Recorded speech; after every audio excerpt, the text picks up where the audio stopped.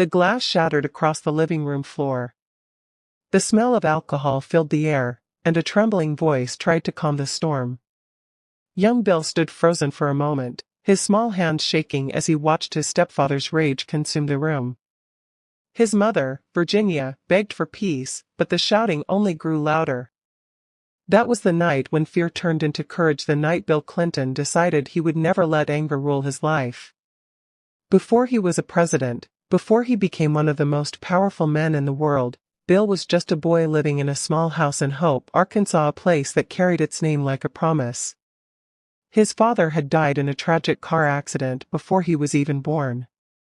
His mother worked hard to give him a better life, studying to become a nurse and leaving him in the care of relatives while she tried to build a future.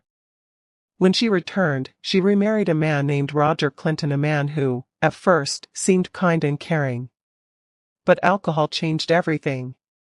The warmth in the house turned cold. Nights became unpredictable, and laughter was often replaced by shouting. Bill watched his stepfather hurt the woman he loved the most, his mother. Every scream echoed in his heart, shaping the kind of man he would one day become. One evening, the violence went too far. Roger was drunk again, and his anger flared like fire. He started yelling, and then he raised his hand at Virginia. But this time, Bill couldn't stand by. He stepped forward, his young voice shaking but firm, and told his stepfather to stop.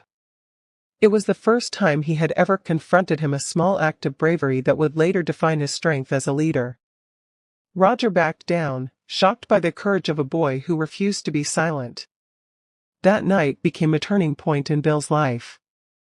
He realized that real power didn't come from fear or force, it came from standing up for what's right, even when you're scared. Years later, when he stood before millions as President of the United States, people saw his charm, his intelligence, and his calm confidence.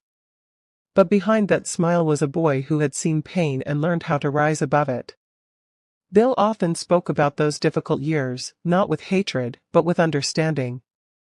He said those moments taught him empathy, the ability to feel other people's pain and still believe in forgiveness.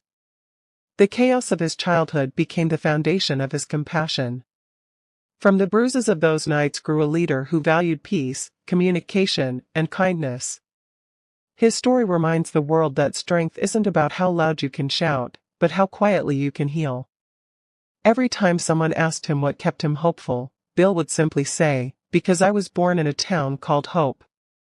And maybe that's the truth. Hope never really left him, not even on the darkest nights.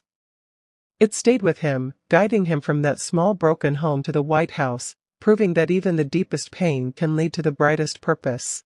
Whose inspiring story of politician would you like to hear next? Tell us in the comments below.